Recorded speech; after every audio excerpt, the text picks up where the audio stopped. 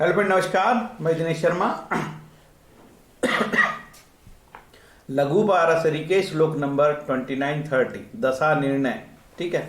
अब आगे की जो वीडियो होंगे और बड़े उपयोगी होंगे, क्योंकि ये आप दशा फलित करने के तरीके जानेंगे और इनकी भाषा थोड़ी सी जटिल होगी। आपको बहुत इत्मीनान से इसको समझना होगा। ठीक है, चलते हैं आगे। ये मेरा मोबाइल नंबर है, आपको कुंडली विश्लेषण के वास्ते संपर्क कर सकते हो। ब्रह्मा मुरारी त्रिपांतकारी भानु शशि भूमि सुतो बुधुश्च गुरु शुक्र शनि राहु केतु कुर्वन्ते सर्वमं सुप्रभात। सभी ग्रहों को नमस्कार करते हुए आगे बढ़ जाते हैं। ओम गम गणपते नमः। लघु पाराशरी का श्लोक नंबर 29, इस पर मैंने एक डिटेल वीडियो बना चुका हूं, तो मैंने सिर्फ यहाँ पे आपको जस्ट दे दिया है क्योंकि क्रम ना टूटे करके। कहता है कि सभी ग्रह अपनी ही महादशा तथा अपनी ही अंतरदशा में जातकों को अपने आत्मभाव अनुरूप शुभ और अशुभ फल नहीं देते। ठीक है, क्या मतलब? जैसे कि महादशा चल रही है शनि की और स्टार्ट हुआ बिल्कुल शनि में, शनि चल रहा है, तो शनि में शनि चले या शुक्र में शुक्र चले या चंद्र में चंद्र चले या राहु में राहु चले या गुरु में गुरु चले, ठीक है, स्टार्टिंग बिल्कुल, या सूर्य में सूर्य चले, तो ग्रह सामान्य फल देगा, बिल्कुल ना शुभ देगा अशुभ देगा।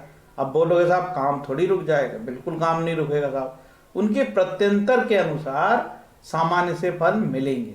ठीक है, एक एस्ट्रोलॉजर हैं श्रीमान बीपी गोयल साहब, वो कहते हैं कि नहीं साहब, वो तो यदि इस स्थिति में लघु पाराशरी कहते हैं कि अच्छे फल भी नहीं देगा बुरे भी फल नहीं देगा, मारक होगा तो मारेगा भी नहीं, और बड़ी बात। ठीक है, लेकिन यदि उसने अच्छे फल दे दिया तो, यदि उन्होंने अच्छे फल, जैसे शुक्र शुक्र में शनि शनि में अच्छे फल आ गए, तो आगे की दशा कष्टप्रद या ऐसी हो सकती है जो चमत्कारिक रूप से आपको कोई डिस्टर्बेंस कर सकती है। ठीक है, कोई हानि दे सकती है या कोई ऐसे परिणाम आ सकते हैं जो आपको के लिए विशेष होंगे, आश्चर्यजनक होंगे। ठीक है, तो लघु पाराशरी कहती है नहीं भैया, कोई भी ग्रह की दशा और उसी के अंदर दशा सेम, दोनों ग्रह सेम हो तो कोई रिजल्ट नहीं आएगा। ठीक, मारेगा भी नहीं, इवन मारक होगा तो मारेगा भी नहीं। ओ बाप रे। अब चलते हैं, क्योंकि इसका मैंने श्लोक बहुत डिटेल बना चुका है, तो आप क्या करोगे, इसका मैं जो मेरा डिटेल वाला वीडियो है 29 का श्लोक का, उसका मैं लिंक नीचे शेयर कर दूंगा, तो आप इत्मीनान से देख लेना उसको। ठीक है, अब बात इस पे करते हैं। कहता है कि आत्म संबंधिनो ये वो निज सधर्मिण तेसाम अंतरदशा स्वयं दिशंति स्वदशा फलम। इसमें दो शब्द आए, आत्म संबंधी और सधर्मिण। सधर्म क्या होता है? आत्म संबंधी, इसी पे पूरा श्लोक है ये। जो ग्रह अपने संबंधी तथा जो अपने सधर्मी रहते हैं उनकी अंतरदशा में स्वभावानुसार अपनी अपनी दशा का फल विशेष रूप से देते हैं। इसमें तो कह दिया कि भैया वह एस्ट्रोलॉजर अपनी बुद्धि लगाए, जो ग्रह अपने संबंधी हैं और सधर्मी हैं। अब बोलोगे साहब ये संबंधी क्या होते हैं और सधर्मी क्या होते हैं? देखो, मेन तो मुख्य दशा क्या होती है? महादशा। उसके सपोर्ट से ही अंतरदशा, प्रत्यंतर दशा, प्राण दशा हमको रिजल्ट देती है।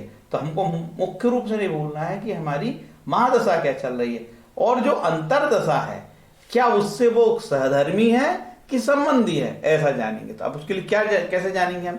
ऐसे जानेंगे, संबंध दो प्रकार के होते हैं यार। हमने आगे श्लोक 14 में इसको डिटेल देखा है कि दो ग्रहों के परस्पर संबंध, जैसे केंद्र त्रिकोण का संबंध, केंद्र और केंद्र का संबंध, केंद्र त्रिकोण का संबंध, और त्रिज्याय का संबंध, 3 6 11 के संबंध, और 2 12 के संबंध। ठीक है, जैसे कि केंद्र के संबंध हो गए, सभी संबंधी हो गए, पंचमेश त्रिकोण संबंधी हो गए, और त्रिज्याय 6 8 11 ये संबंधी हो गए, और दूसरा और 12वां स्थान ये संबंधी हो गए। ठीक, तो इनके संबंधों को वो कहता है कि ये संबंधी हैं। ठीक है, तो इनमें संबंध होने चाहिए, तो इन्हीं संबंधों के आधार पर कहता है कि वो फल देंगे। कैसे फल देंगे? तात्कालिक रूप से उन पर ज्योतिष को विश्लेषण करना पड़ेगा, उसके अनुरूप वो फल देंगे। आगे की जब आप श्लोक पढ़ोगे आप, तो उसमें बताया फिर वो कैसे किस तरीके से फल देंगे। तो इसमें हमने इतना ही जाना कि जो ग्रह अपने संबंधी तथा जो अपने सधर्मी रहते हैं उनकी अंतरदशा में स्वभाव अनुसार अपनी दशा का फल विशेष मिलता है। अब स्वभाव क्या हो गया? स्वभाव क्या है कि वो केंद्रेश है, त्रिकोणेश है, अष्टमेश है, या त्रिशदाय है, या वह द्वादशेश या धनेश है, ठीक है, न्यूट्रल है, उन स्वभाव के अनुरूप फल मिलेंगे। तो इन इस प्रकार के ये जो फलित लघु पाराशरी है, जब तक हम इसको अप्लाई नहीं करेंगे, ठीक है, तो क्या हमको कुछ पल्ले पड़ेगा? ना जी ना, बिल्कुल पल्ले नहीं पड़ेगा, है ना।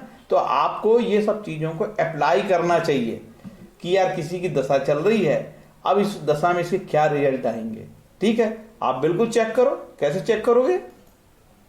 कि किसी की शनि दशा चल रही है, किसी की शुक्र चल रही है, तो उसको बहुत बारीकी से उसको स्टडी में लो कि यार शुक्र तो लंबी दशा होती, 3 साल चलते हैं, 2.5 साल चलते हैं, शनि शुक्र, राहु शनि, गुरु शनि, है ना। तो क्या लघु पाराशरी तो कहती कि साहब शुभ नाशुभ और नाशुभ शुभ अशुभ कोई फल नहीं आएंगे, तो क्या वास्तव में ऐसा होगा? ऐसा नहीं यार, पूरा सिस्टम नहीं रुक सकता दुनिया में, अंतरदशा के अनुरूप फल आएंगे, ठीक है। लेकिन हमने ये महसूस किया है कि यदि बहुत अच्छे फल या बहुत बुरे फल जाएंगे तो आगे कुंडली चौंकाने वाली हो जाएगी, आगे उस दशा के फल चौंकाने वाले हो जाएंगे।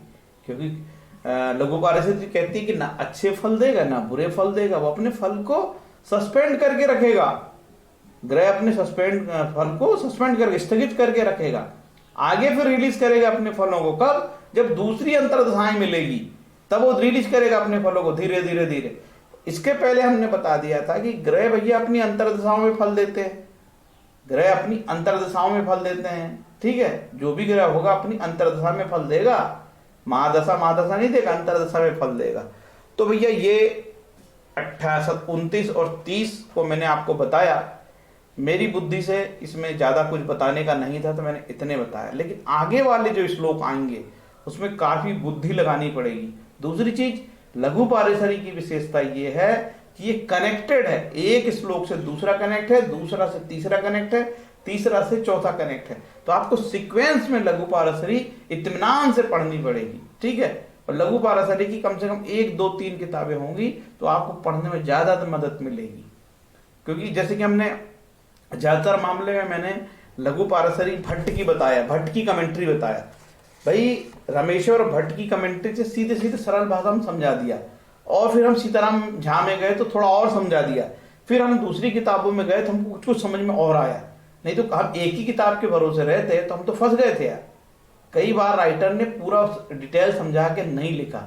फिर हमने एक और किताब है हमारे पास, वो अग्रवाल जी की किताब है, डॉक्टर सुशील अग्रवाल, सागर पब्लिकेशन, लघु पाराशरी, उसमें भी काफी सरल किया और समझाया है। तो भैया यदि कोई भी राइटर उदाहरण से नहीं समझाता है तो हमको क्या मतलब यार, मोटे मोटे ग्रंथ लिख दिए और एक भी श्लोक एक भी कुंडली में अप्लाई नहीं हो रहा है, तो करेंगे क्या ऐसी चीजों का हम? हमारी शास्त्रीय किताबों में यही तो समस्या है, भयंकर सिद्धांत लिख दिए, भयंकर सिद्धांत लिख दिए फलित के, अरे भयंकर सूत्र, एप्लीकेशन नहीं, एप्लीकेशन आप लगाओ भाई, ठीक है।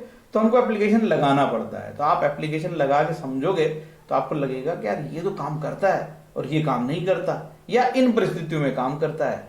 तो आपको एप्लीकेशन लगाना पड़ेगा, तभी आपको इसमें आनंद आएगा।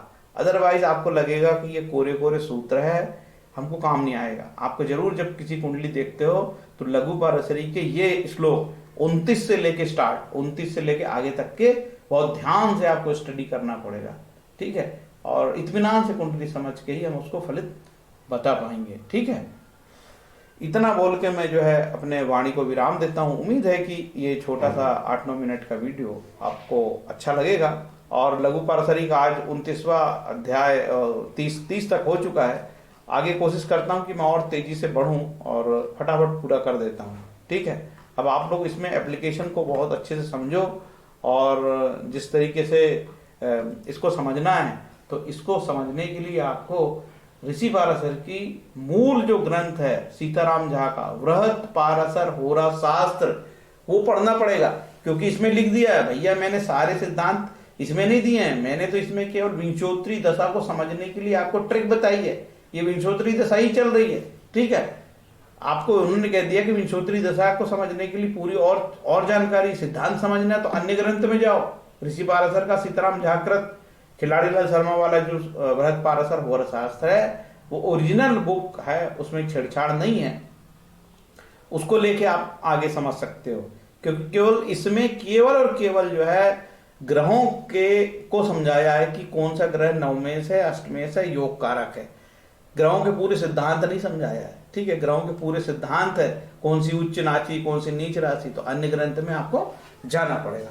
उम्मीद है ये वीडियो आपको अच्छा लगा होगा। अच्छा लगा होगा तो लाइक कमेंट शेयर कर सकते हो, उसमें आपकी जेब से कोई पैसे खर्च नहीं होंगे। हरे कृष्ण।